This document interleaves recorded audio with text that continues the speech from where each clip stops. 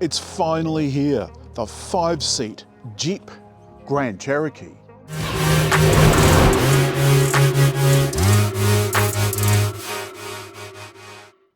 This is a substantial car, and it would be a mistake to think that it can't do everything that a proper four-wheel drive can do. The Wrangler, for example, or perhaps a Range Rover. This is a Range Rover, but kind of a cheaper one. This chimes in at about $98,000 and some change, and it's the second to top. It's the Overland.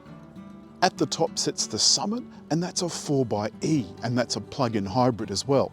Now that means you can go anywhere this car can go, but you can go cheaper. And unlike some SUVs that we've tested, this one will squat on its air suspension to let you out. It'll also raise itself to climb over rocks and so forth, and it depends on the program. The grille does still look a little bit like an electric shaver, but I still think it's rather handsome.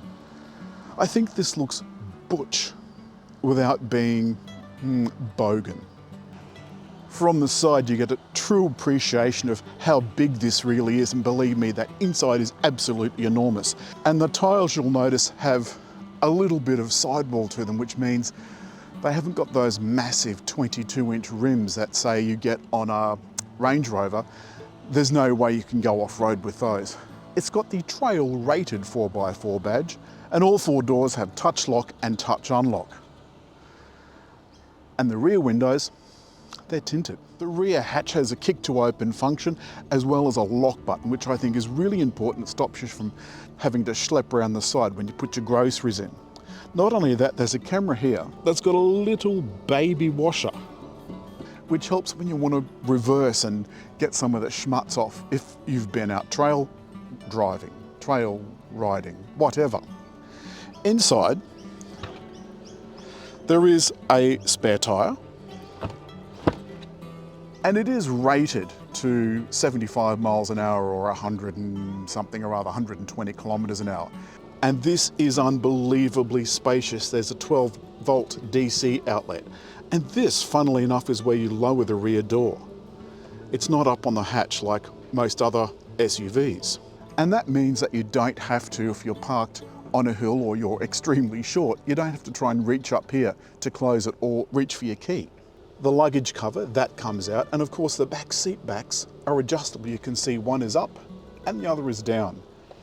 And I can't tell you how hot it is today. It says it's 31 on the thermometer, but baby, it's hotter than that.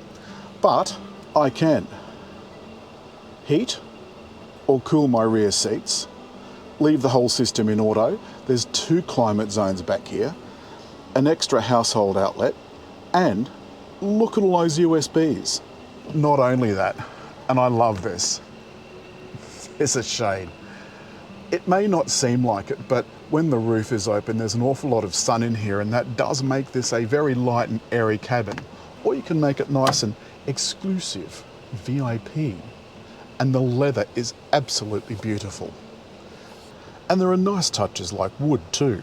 And I love the B-pillar vent, in addition to the centre vents. It means that everybody gets lots and lots of air. The front, similar kettle of fish. I've got the seat cooling on here in the front as well. There's no heads-up display, which is a little bit of a shame, but there is a lovely digital dash, and you can change the appearance of that dash with these choices. And like all Jeeps, there's buttons on the back of the steering wheel for volume and channel selection. There's a bunch of USBs down here as well, and this shows you exactly what the car's doing. And that's why it can forward over 600 millimeters of water, though I don't think I would want to forward over 600 millimeters of water. There's an intelligent rear view mirror, very handy if you've got a load in the back. You can see how dusty piano black gets, but look, a cloth will sort that out. And of course, the lane control off and stop-start off are right where you can get at them easily. And here is the comfort centre. It's also the place where you'll find the displays, including the off-road displays. Oops. There we go. And that shows you exactly what the car's doing, what the axles are doing, what the suspension's doing, and so forth. You put it into drive with the central dial selector, and if you've got your seatbelt on, it will release the seatbelt. Once we get going, the car raises itself to cruise height, which it says is aerodynamic. Though I think in a car this big, it probably doesn't make that much difference. If you're wondering what the hissing is, it's because I've got the fan up high because it really is hot and I'm schwitzing. Although Grand Cherokee is a very big car, it is incredibly easy to maneuver. I've got the steering set on comfort. I think a lot of people buy these big, butch, impressive all-wheel drive cars or four-wheel drive cars with a view to doing something really special, with a view to going camping or off-roading, trailblazing, and you can certainly do that. There's little Jeeps on the back windows that say so. But the life of this car, this 100 grand car, is probably going to be spent doing exactly this, tootling around the neighbourhood. And at the moment I'm doing about 16 litres per 100 kilometres. I haven't yet shown you the cameras, and you can get at those by going into reverse or going into some of the vehicle functions. For example, the surround camera. The clarity is pretty good, especially on the front camera. The smaller the picture, the better. This one gives you a great view for parking, and this is what comes up when you select reverse. The media. I've got to talk a little bit about the sound system. This isn't the top model, so it doesn't have the top sound system, but it is still unbelievably impressive. It's really, really beautiful, crystal clear. I have some great playlists that I can play on my wireless Apple CarPlay.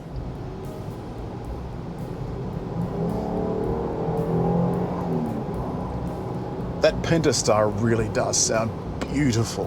There's nothing quite like that smooth, silky sound of a really smooth V6. Does make it thirsty. Of course, that's what the 4xe sorts out. You can plug that in at home and then use the power to get some pure EV motoring. And when that runs out, it'll just run like a hybrid.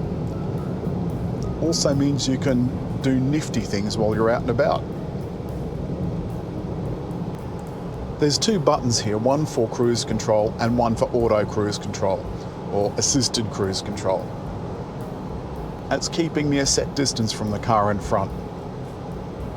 Of course, there's all the usual safety stuff as well. But the thing about a big cruisy car like this is that it is a big cruisy car. It's beautiful on the open road.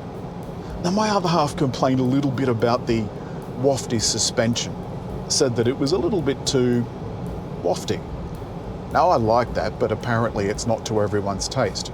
You can firm it up, and you can either change the drive modes to do that, or you can go and set it yourself. The other thing about Sport too is I took it up to my usual spot at the Pacific Highway the other day, and it is unbelievably good in corners when you put it in Sport mode.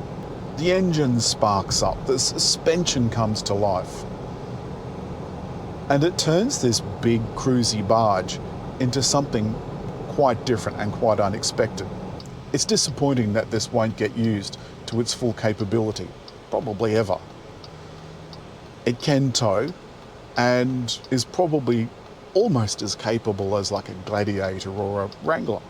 Everything is soft touch, though that plastic is quite scratchy in a 100 grand car. That was a real surprise. But I do like the fact that there's a wireless charger. There's little things to make life comfortable. Now Jeep is part of Stellantis, so Fiat Chrysler joined Peugeot Citroën to form Stellantis. And in Australia, Alfa, Fiat, Jeep and Abarth are all imported by Stellantis, so the mother company. Some of you will no doubt be concerned by Jeep's once tarnished reputation. They had a reputation for being expensive to repair and frankly not terribly reliable. If you went out, it didn't often bring you back home, like an Italian motorcycle. Jeep have gone out of their way to make sure that the customers are looked after. To wrap up, the Grand Cherokee has gone above and beyond this week. Absolutely above and beyond. It's been an absolute champion. It's swallowed vast numbers of boxes. It's not complained once. It's fired up every time I've asked it to. It proved very easy to park. I tried to think of something that I didn't like, and if I'm being brutally honest, the engine is quite thirsty. But you know that before you go in, so you either buy it or you don't. If you don't want it, don't buy it. That's all this week from the 5-seat Jeep Grand Cherokee. Try saying that 3 times really fast. As always, hit like, leave a comment, and over there to subscribe.